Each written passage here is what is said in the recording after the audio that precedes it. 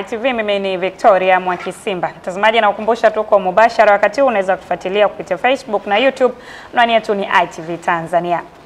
Shirika la umeme Tanzania TANESCO mkoani Simiyu limetoa mabati kwa ajili ya kupaua msikiti wa Baraza Kuu la Waislamu Tanzania BAKWATA uliopo kata ya Dutwa, halmashauri ya wilaya ya Bariadi. Kwa taarifa zaidi naungana na mwenzangu Teddy Kilanga kutoka mkoani Simiyu.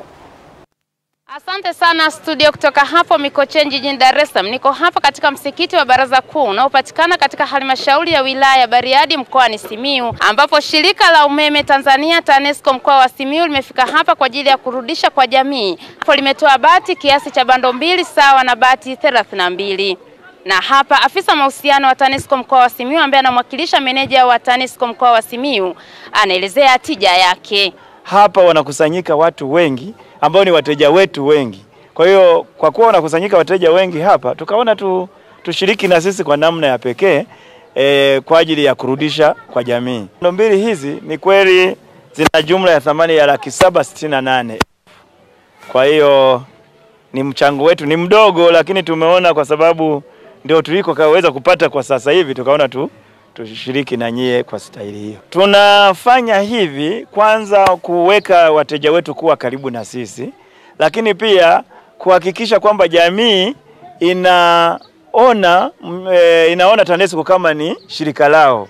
Kwa sababu ukiangalia wengi wanadhani kuna TANESCO alafu kuna jamii.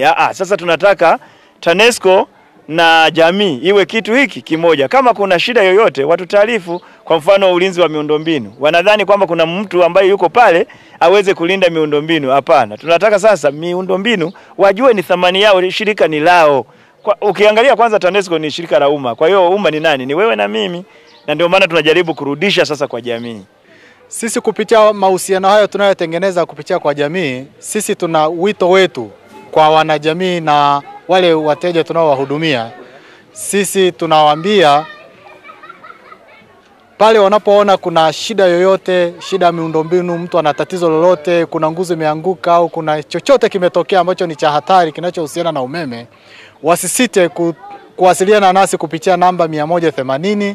Moja kwa moja watakuwa wametupata ili tuweze kutoa msaada wa haraka pale wanapoona kuna shida yoyote inayohusiana na miundombinu ya umeme. Baada ya kupokea msaada huu, uongozi wa msikiti huu unaelezea faraja yao na changamoto walizokuwa wanapata hapo awali. Yaani changamoto ya kwanza ilikuwa ni kitu kama mabati, mbao, vitu vya ujenzi hivi. Msikiti ketu ni kadogo kiasi ambacho siku za salati Juma tunaswalia hapa nje, hatuenei mle ndani. Kwa hiyo hii njia mliotuonyesha kutuletea haya mabati, kwa kweli tunawaomba Mungu awabariki sana, na sisi tutazidi kuwaombea kwa Mwenyezi Mungu. Jambo ambalo ikiwa ni kipindi cha jua, maana yake tutapata tabu ya jua, lakini ikiwa ni kipindi cha mvua, tabu zaidi maana yake ya kuloa. Na huu msikiti ulikuwa umesimama ili boma takriban miaka 7.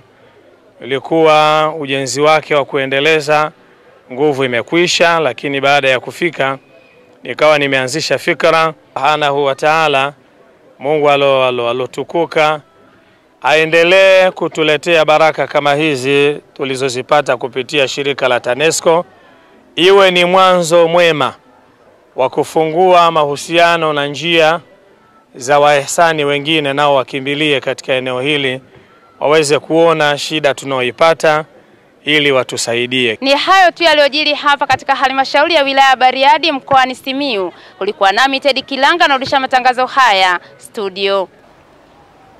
Asante sana Teddy kwa taarifa hiyo. Mtazamaji, ni mwisho wa habari za saa kwa sasa. Endelea kutazama ITV.